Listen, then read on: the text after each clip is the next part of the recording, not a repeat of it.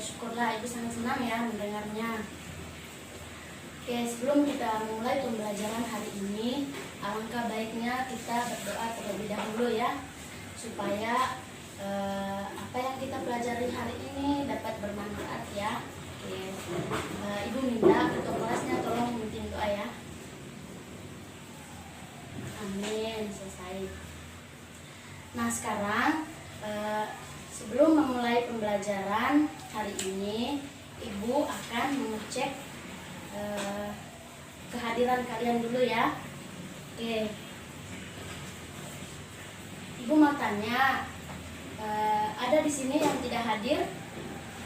Oh, hadir semua. Oke, Ibu sangat senang ya.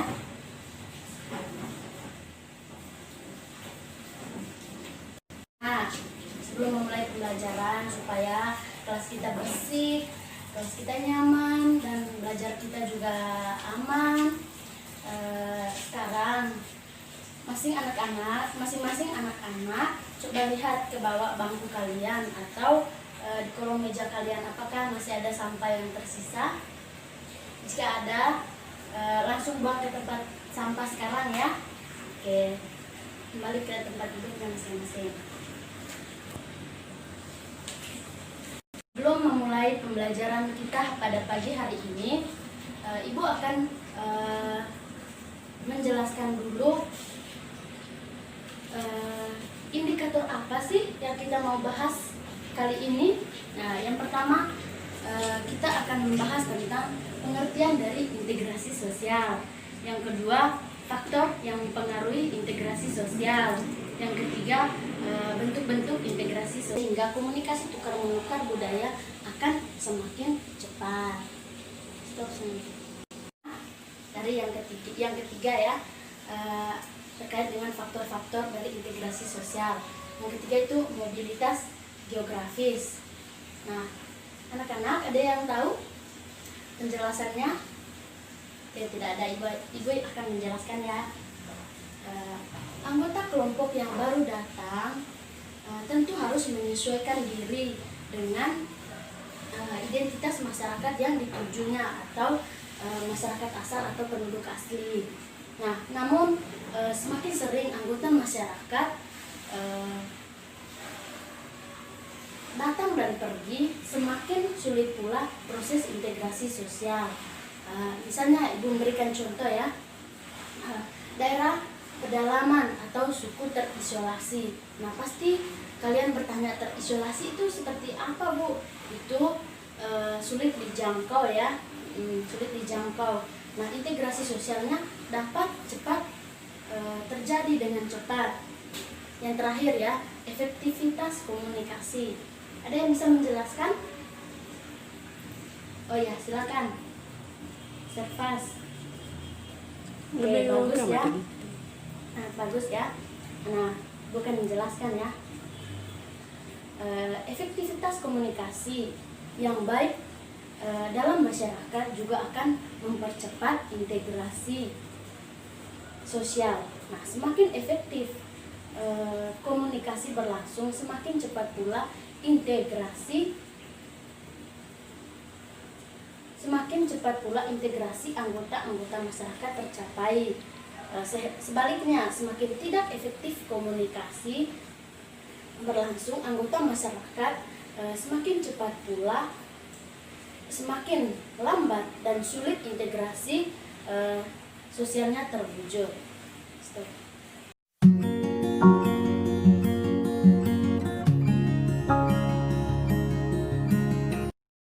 Anak, bagaimana kabar kalian hari ini? Sehat? Ceria? Semangat? Oke, syukurlah Ibu sangat senang ya mendengarnya. Oke, sebelum kita mulai pembelajaran hari ini, alangkah baiknya kita berdoa terlebih dahulu ya, supaya apa yang kita pelajari hari ini dapat bermanfaat ya. Oke, Ibu minta ketua kelasnya tolong memimpin doa ya. Amin, selesai. Nah sekarang sebelum memulai pembelajaran hari ini, Ibu akan mengecek kehadiran kalian dulu ya. Oke, Ibu mau tanya, ada di sini yang tidak hadir? Oh, hadir semua. Oke, Ibu sangat senang ya.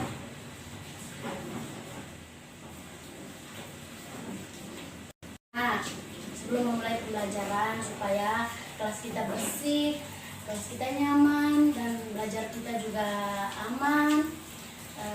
Sekarang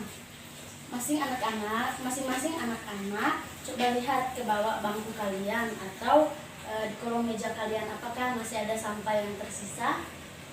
Jika ada, langsung buang ke tempat sampah sekarang ya. Oke, kembali ke tempat duduknya masing-masing. Belum memulai pembelajaran kita pada pagi hari ini, Ibu akan menjelaskan dulu indikator apa sih yang kita mau bahas kali ini. Nah, yang pertama kita akan membahas tentang pengertian dari integrasi sosial. Yang kedua, faktor yang mempengaruhi integrasi sosial. Yang ketiga, bentuk-bentuk integrasi sosial. Oke, baik. Apakah pada pagi hari ini kalian sudah siap menerima pembelajaran dari Ibu?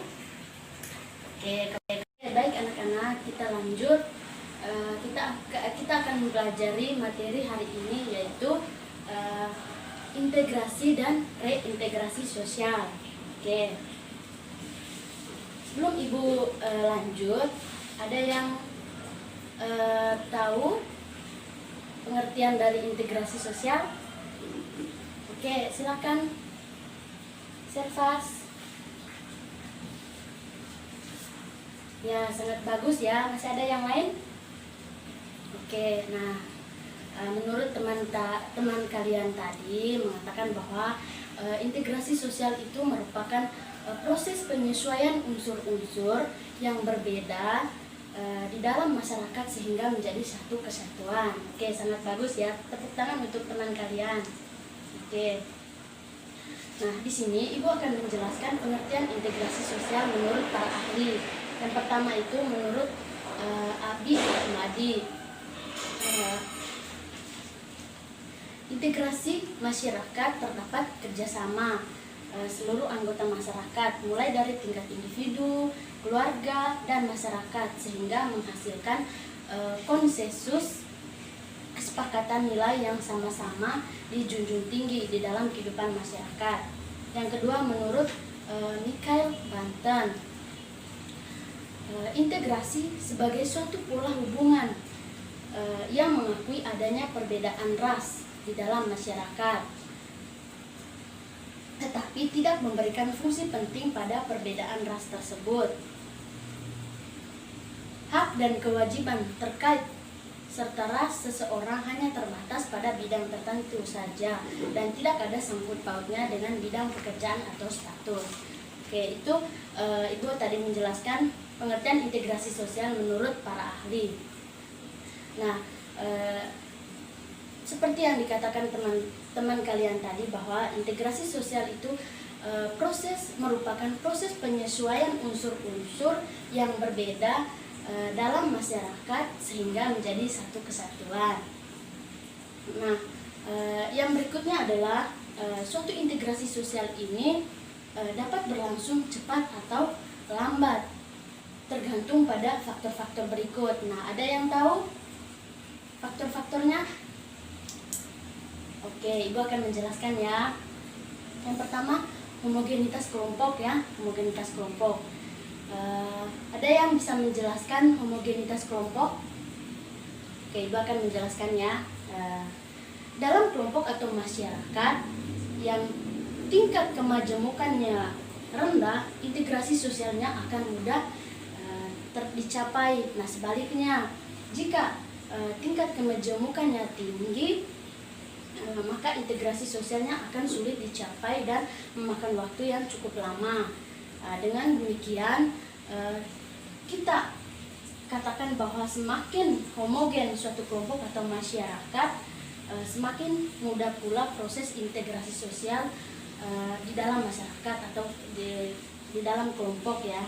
Oke, yang kedua itu besar kecilnya kelompok. Ada yang bisa menjelaskan besar kecilnya kelompok terkait dengan faktor-faktor integrasi sosial? Oke, silakan. Oke, sangat bagus ya. Oke, Ibu menjelaskan bahwa besar kecilnya kelompok ya. Umumnya di dalam kelompok kecil tingkat kemajemukan anggotanya relatif rendah sehingga integrasi sosialnya lebih mudah dicapai. Hal itu disebabkan dalam kelompok kecil hubungan sosial antar anggotanya terjadi secara intensif ya, sehingga komunikasi tukar menukar budaya akan semakin cepat. Dari yang ketiga ya, terkait dengan faktor-faktor dari integrasi sosial. Yang ketiga itu mobilitas geografis. Nah, anak-anak ada yang tahu penjelasannya? Oke, tidak ada, ibu akan menjelaskan ya. Anggota kelompok yang baru datang tentu harus menyesuaikan diri dengan identitas masyarakat yang ditujunya atau masyarakat asal atau penduduk asli. Nah, namun semakin sering anggota masyarakat datang dan pergi, semakin sulit pula proses integrasi sosial. Misalnya ibu memberikan contoh ya, daerah pedalaman atau suku terisolasi. Nah, pasti kalian bertanya, terisolasi itu seperti apa, Bu? Itu sulit dijangkau ya, sulit dijangkau. Nah, integrasi sosialnya dapat cepat terjadi dengan cepat. Yang terakhir ya, efektivitas komunikasi. Ada yang bisa menjelaskan? Oh ya, silakan. Servas. Oke, bagus ya. Nah, bagus ya. Nah, bukan menjelaskan ya. Efektivitas komunikasi yang baik dalam masyarakat juga akan mempercepat integrasi sosial. Nah, semakin efektif komunikasi berlangsung, semakin cepat pula integrasi anggota-anggota masyarakat tercapai. Sebaliknya, semakin tidak efektif komunikasi berlangsung, anggota masyarakat semakin lambat dan sulit integrasi sosialnya terwujud. Kalian ibu bentuk ke dalam 3 kelompok, menjadi 3 kelompok ya. Oke, kelompok pertama ibu akan bagi ya. Kelompok 1, Sony, Koko, Livin, Sastri. Ya, silakan bergabung sama teman kelompoknya. Kelompok 2, Fiani, Servas, Yohanes, sama Ravan. Oke, silakan. Pelan-pelan ya. Kelompok 3, Ros, Haikel, Lili, Vina. Oke, ya silakan. Sudah semua? Oke. Kelompok 1 mana? Oke. Kelompok 1 akan membahas tentang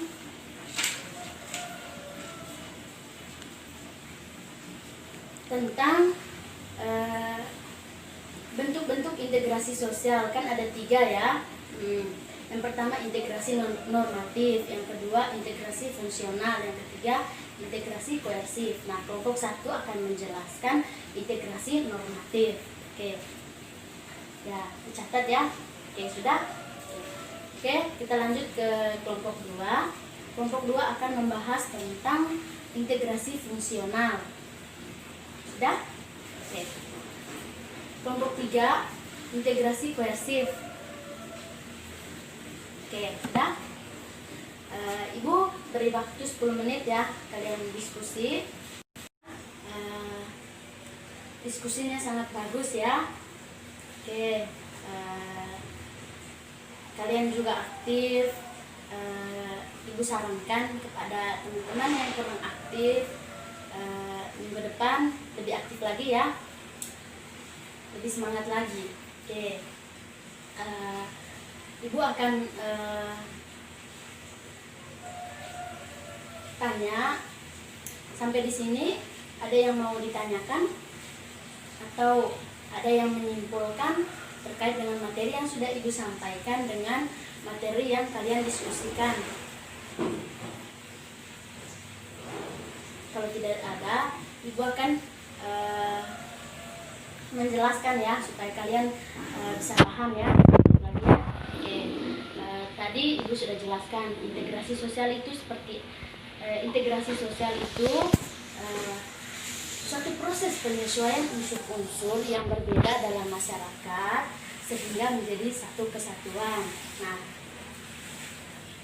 suatu integrasi sosial juga dapat berlangsung cepat atau lambat tergantung pada faktor-faktor berikut ya. Ibu sudah jelaskan, Ibu hanya mau mengingatkan kembali ya. Yang pertama itu homogenitas kelompok, yang kedua besar kecilnya kelompok, yang ketiga mobilitas geografis, yang keempat efektivitas komunikasi. Nah, yang berikut materi yang kalian diskusikan mengenai bentuk-bentuk integrasi sosial ya. Oke, Ibu akan menjelaskan sedikit ya. Integrasi normatif adalah bentuk integrasi yang disebabkan adanya norma-norma yang berlaku di masyarakat. Nah, Ibu berikan contoh, misalnya bangsa Indonesia ini dipersatukan oleh Bhinneka Tunggal Ika ya. Bhinneka Tunggal Ika itu berbeda-beda tetapi tetap satu. Nah, Bhinneka Tunggal ini menjadi sebuah norma yang mengintegrasikan perbedaan yang ada di dalam masyarakat.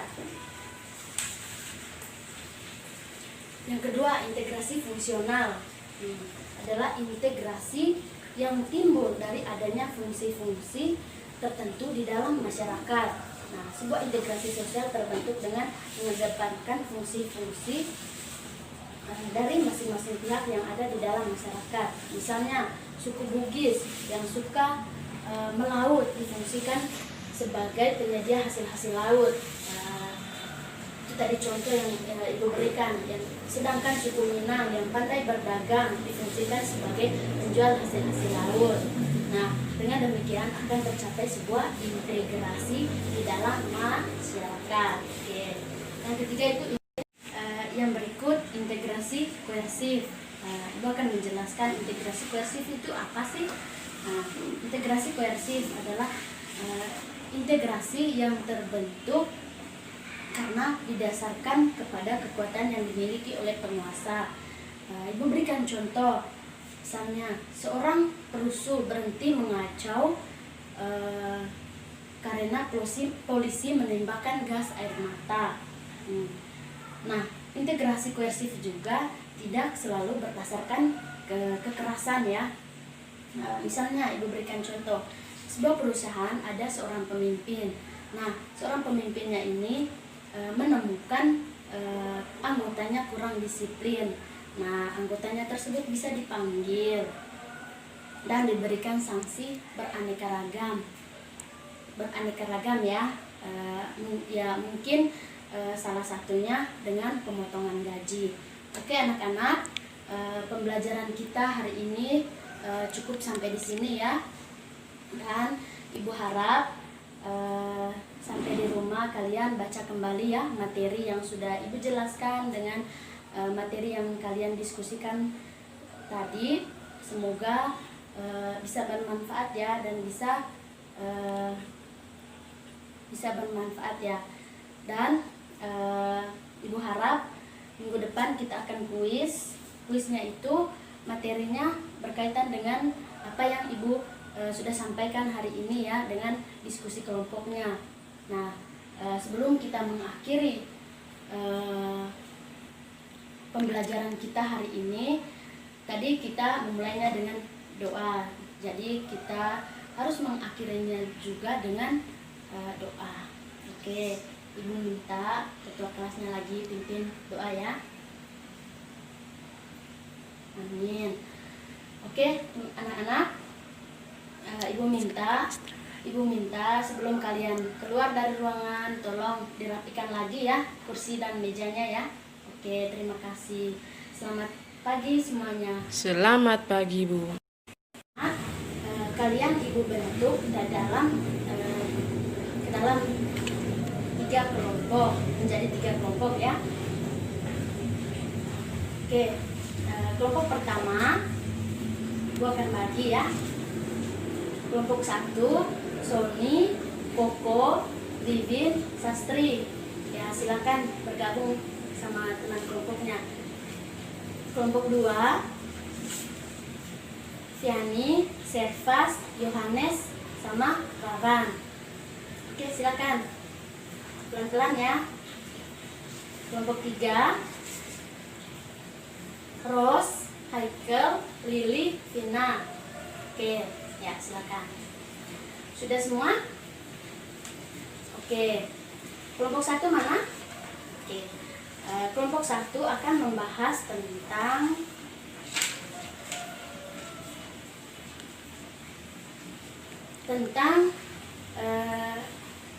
bentuk-bentuk integrasi sosial. Kan ada 3 ya. Yang pertama integrasi normatif, yang kedua integrasi fungsional, yang ketiga integrasi koersif. Nah, kelompok 1 akan menjelaskan integrasi normatif. Oke. Ya, dicatat ya. Oke, sudah? Oke, kita lanjut ke kelompok 2.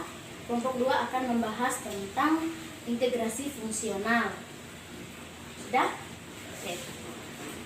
Kelompok 3, integrasi koersif. Oke, sudah? Ibu beri waktu 10 menit ya, kalian diskusi. Diskusinya sangat bagus ya. Oke,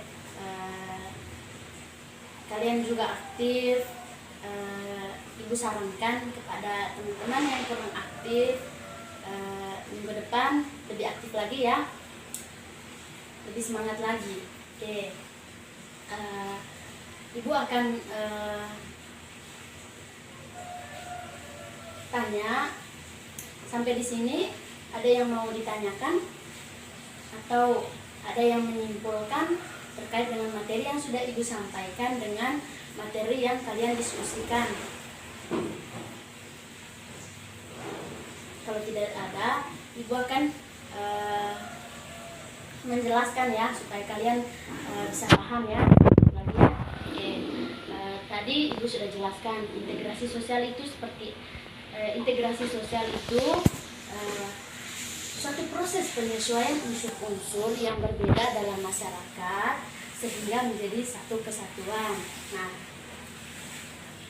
suatu integrasi sosial juga dapat berlangsung cepat atau lambat, tergantung pada faktor-faktor berikut ya. Ibu sudah jelaskan, Ibu hanya mau mengingatkan kembali ya.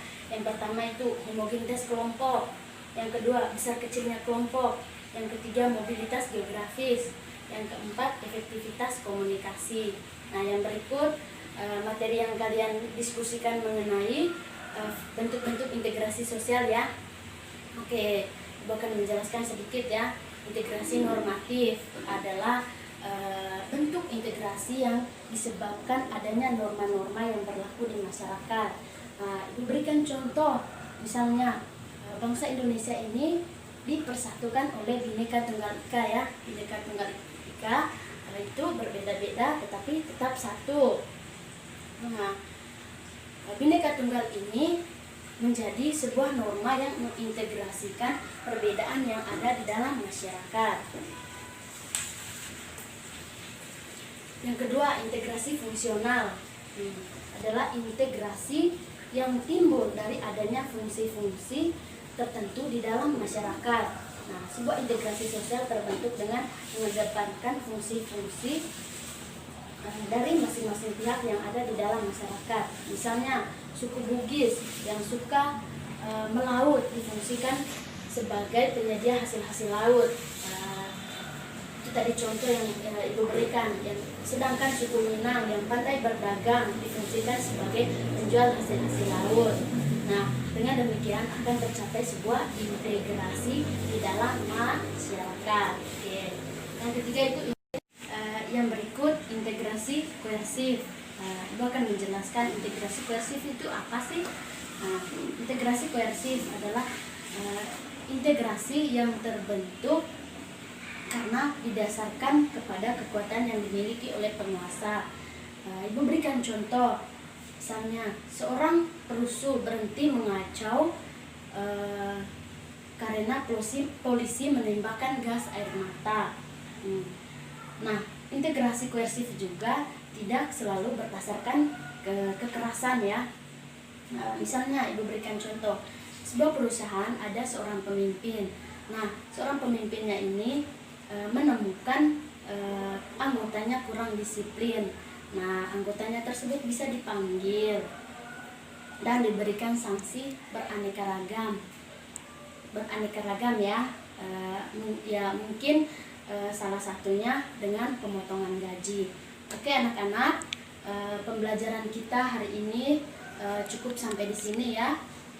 Dan ibu harap sampai di rumah kalian baca kembali ya materi yang sudah ibu jelaskan dengan materi yang kalian diskusikan tadi.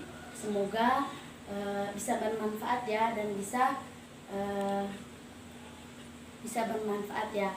Dan ibu harap minggu depan kita akan kuisnya itu materinya berkaitan dengan apa yang ibu sudah sampaikan hari ini ya, dengan diskusi kelompoknya. Nah, sebelum kita mengakhiri pembelajaran kita hari ini, tadi kita memulainya dengan doa. Jadi kita harus mengakhirinya juga dengan doa. Oke, ibu minta ketua kelasnya lagi pimpin doa ya. Amin. Oke anak-anak, ibu minta sebelum kalian keluar dari ruangan tolong dirapikan lagi ya kursi dan mejanya ya. Oke, terima kasih. Selamat pagi semuanya. Selamat pagi, Bu.